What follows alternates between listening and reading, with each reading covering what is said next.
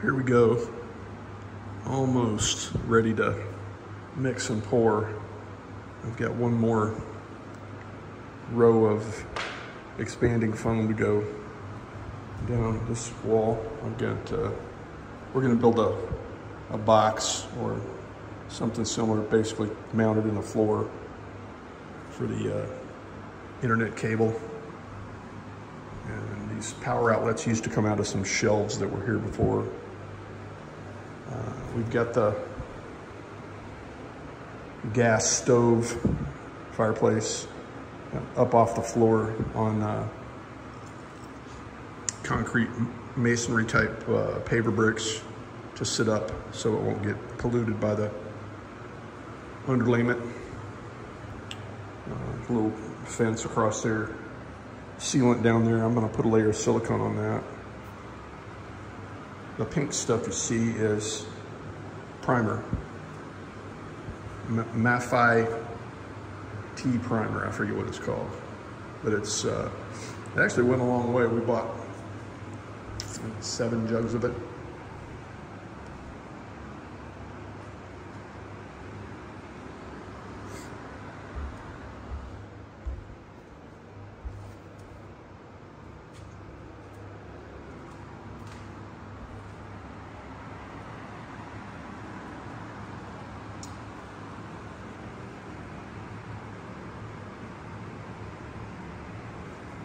A little bit of adjustment needed. We've used this as kind of a reference line for measuring how thick the underlayment needs to be on the floor. Probably gonna actually, and we went around and took spot measurements probably every 2 or 3 square feet. In a pattern, and then we added up the depths and divided them by the number of points, and we came up with volume of liquid they're required to fill that area, and we figured out based on the instructions on the bag, on the back of the Mat-Fi underlayment bag, how much we needed. So it came out to 53 bags, and $33 a bag. For you military guys, you can get 10% off at Lowe's, but you can also get a volume discount. And for us, they stacked the discounts, which was nice. So we got 10% off for buying over 20 bags, and then an additional 10% off what was left for being military veterans. So this is, we call this the Green Mile room, because it's got the same color tile as the movie, The Green Mile. And what we did with these OSB panels, and yeah, I know it says on the back of the directions that you shouldn't use OSB because it's not dimensionally stable. We have primed the you-know-what out of this stuff, and it is sealed. I've done a couple of tests. I mixed up a few pounds of the stuff yesterday, put it right on the edges of the boards. There's no swelling, there's no, nothing. And this is gonna be fine, but those take up a lot of space where otherwise we would have had to fill it with underlayment cement, which is very expensive. So one full sheet of 1/2-inch plywood or OSB is the equivalent of 2 2/3 bags of the Mat-Fi underlayment. And money-wise, we save about $66 per piece of plywood that we put down, which is nice. It also serves to sort of reinforce the floor a little bit, especially out in some of these middle areas that were pretty deep as far as, as far as settling goes. You can't walk through here and feel it give up and down. It's pretty solid, but being 73 years old, it's, every little bit helps. This is where our fountain used to be. There was a big behemoth of a fountain about, 15 inches off the ground. That square part right there was actually where the fountain was on this side of the wall that used to be here. There was a really gaudy stone wall here with two kind of arched openings with saloon type doors on them that swing back and forth. And at some point in the past,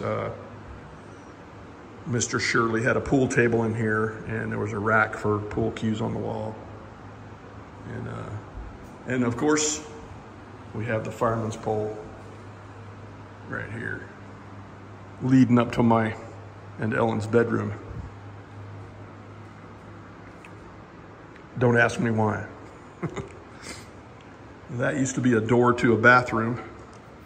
The hallway bathrooms were back to back, his and hers, blue and pink bathrooms. That this place kind of looked like the waiting room for a bordello, or in reality it was a veterinarian's office. That's what Dr. Shirley was, a veterinarian. So, you know, this bathroom used to have a door that exited there, but now it's available to anybody staying in these 3 bedrooms down the hall here, which are now, you know, full of wood and construction stuff. And the other bathroom door used to be right here. We still haven't finished texturing the wall, but that's where the door used to be. Going into this bedroom, we opened up a door. We were gonna put it down there, but there was air conditioning ducts going left and right. This has a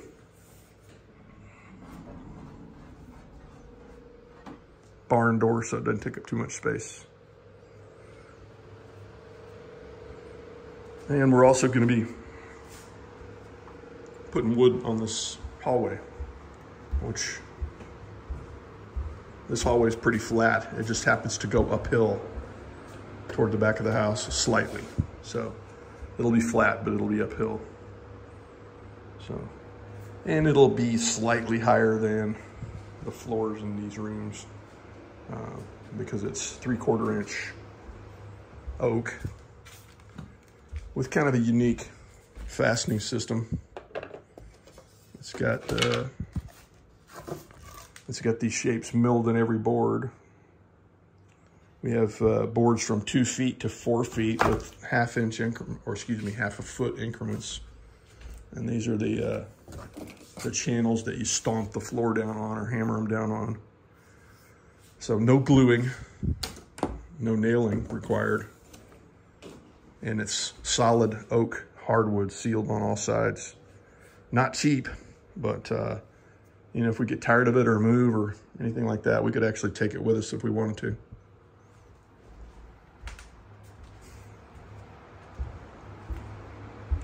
This front door should be fun. I'm hoping. We only need to put about 1/4 inch up here, but I'll be masking off this door, vestibule or whatever you call it. This whole house is one big crooked, settled, you know, old brick, asbestos, radon, lead-filled mid-century house. So we have 750 square feet of flooring in the front rooms. Now 1 big room to cover with that underlayment cement. Planning on doing that on Tuesday, the 29th. So wish us luck. But I'm confident it's gonna turn out fine.